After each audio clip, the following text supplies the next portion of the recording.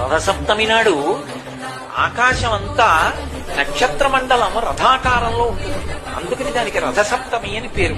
ప్రతి సప్తమి తిథి నాడు సూర్యకాంతి చాలా విశేషంగా ఉంటుంది. అటువంటి సప్తమి తిథి నాడు రథసప్తమి వచ్చినప్పుడు ఆ జిల్లేడాకులు రేగుపళ్ళు తల మీద పెట్టుకుని నమస్కారం చేసి సూర్యుడికి స్నానం చేస్తారు. ఎందుకు అంటే సూర్యబింబంలో ఉండేటటువంటి ప్రాణశక్తిని పుచ్చుకుని జిల్లేడాకు ఇక్కడ ఉండేటటువంటి గోరువెచ్చటి ఆ బ్రహ్మస్థానము నుండి ఆ లోపలికి ప్రసారం చేస్తుంది. దానివల్ల ఎదర వచ్చేటటువంటి విశేషమైనటువంటి వేడిని తట్టుకోవడానికి కావలసిన శక్తి వస్తుంది.